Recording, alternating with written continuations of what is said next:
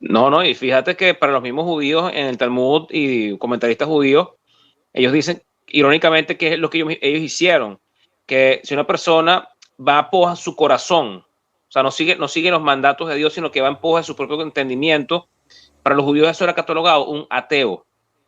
O sea, simplemente el ateísmo obviamente es no creer, negar la existencia de Dios o decir que Dios no existe. Pero también para ese contexto rabínico, decirlo así que está en Talmud, una persona que va en pos de su corazón, creo que citan a Números 15, es un ateo para los judíos. ¿Por qué? Porque existe solamente un Dios que es el Dios de Israel. Si tú sigues tu corazón, no estás siguiendo ningún Dios, estás negando el Dios, el único Dios que existe. Entonces, eso va en contra de ellos mismos porque ellos lo que hacen es, en sus escritos, negar a Dios. Agregar, cortar, pegar y negar. Negar prácticamente toda la doctrina bíblica. Entonces, por ejemplo, vemos a esta persona, a Piñero. O sea, Piñero es un erudito, él sabe, o sea, una persona que ha estudiado, pero no es infalible, se puede equivocar. Y imagínate tú, es una persona que él no cree, obviamente no cree en el Nuevo Testamento, tampoco cree en la Biblia hebrea, Antonio Piñero. Es que es ateo. ¿Y qué hace una persona adepta al judaísmo con una persona que dice que Moisés, David, que David es el fundador de la dinastía, imagínate, mesiánica, es un mito? Caemos en la cuenta que toda esa historia de la esclavitud en Egipto, la salida de un enorme pueblo que pasa el Nilo, baja hacia el sur, hacia la península del Sinaí, y luego allí sube hacia el norte, al este del mar Muerto, y se sitúan, digamos, como en el centro del río Jordán, y de allí comienzan una invasión, que toda esa historia de la salida de Egipto, del personaje Moisés, del personaje Josué, de los 40 años del desierto, de la vuelta enorme que da hasta ir desde Egipto al sur del Sinaí, dar la vuelta a Transjordania, es decir, que no fueron en línea recta, sino que fueron dando una U. Todo eso es una pura leyenda. Y esa leyenda consta, como decíamos, de Abraham, sus sucesores, los 12 patriarcas, el traslado de la mayoría, 72 personas importantes, a Egipto, la historia de José, el patriarca José, la vuelta de Egipto por la mano de Moisés. Y ahí está el problema. Cuando se encuentran los historiadores modernos con Moisés, caen en la cuenta que la historia de Moisés es muy parecida a la de un visir muy famoso del rey Tutankamón. Y lo comparan.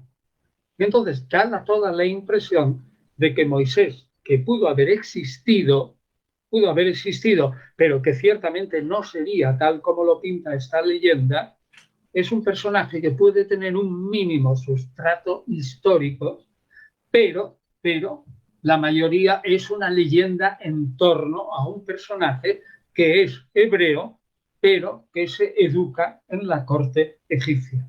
Empecemos por un tema muy elemental. ¿Existió Moisés? Pero es una pregunta terrible.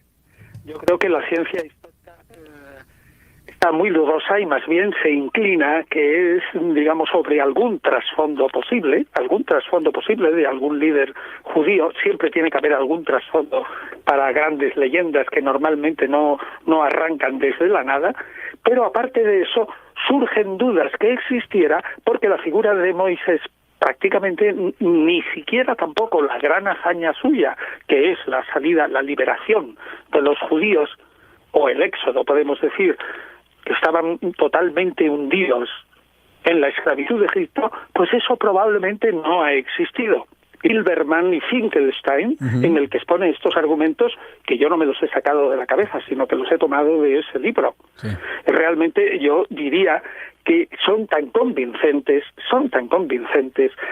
que según tengo entendido, ciertamente el Estado de Israel, y esto son noticias, no sé si son espurias, inmediatamente que él, como Finkelman y Silverstein, esos dos, inmediatamente que como consecuencia dijeron que no solo Moisés era dudoso, sino también la figura de David y de Salomón eran extraordinariamente dudosos, se dedicaron a aniquilar todos los estratos que fueran del siglo X antes de Cristo, de tal modo que se conservara, digamos, ya no haya pruebas del siglo X antes de Cristo, y lo único que importa al Estado de Israel es que se conserva el mito de David, sobre todo como el creador del Estado israelita. Wow, es decir, es muy grave lo que estás diciendo. Son argumentos terribles que no hemos inventado, digamos, gente que podemos decir, hombre, es que hay mucha gente que odia a los judíos y tal. No. Son obras de judíos. Toda la historia de Moisés, y perdone, ya con esto termina, Sí. está en el Éxodo, resulta ser falsa. ¿Por qué no va a ser falsa también el líder que ejecuta esa gran hazaña? David es un mito. El éxodo de Moisés no existió. Es un fraude. Entonces, tú siendo un judío, ¿para qué invitas a una persona para atacar? ¿Sabes? Es como un juego sucio, atacas al Nuevo Testamento, atacas a Jesús, etcétera, pero sabes que esa persona niega 100% todas tus fuentes rabínicas y todas tus fuentes de la Biblia hebrea. Es una hipocresía muy grande. O sea, yo voy a invitar a una persona a mi canal para atacar a Jesús y yo sé que esta persona dice que Moisés es una leyenda. ¿Entiendes el punto? Sí, no. De hecho, acaban de hacer un video juntos y lo alaban, lo adulan, pero él no cree nada de lo que el judaísmo tiene como bases. Pero entonces, ¿para qué se Él niega el unen? éxodo. Y eso es lo que Piñero niega el quería éxodo, comentar. dice que Moisés es una leyenda. Imagínate. Que Salomón y David prácticamente él cita a dos eruditos, ¿no? A Silverman y a Finkelstein, un libro que ellos tienen de arqueología, diciendo que prácticamente David y Salomón es un invento del gobierno de Israel. Entonces, ¿qué hace un judío invitando a una persona que lo que hace es destruir a la Biblia hebrea? Imagínate. Si Moisés no es Biblia hebrea, si Moisés no hay ley, o sea, y un hombre que tiene el punto, o sea. Entre diablos se invitan, ¿no, hermano? Entre los mismos demonios se invitan. O sea, no puede, como dice la palabra, que no pueden estar dos juntos si no están de acuerdo, porque yo no veo otra lógica.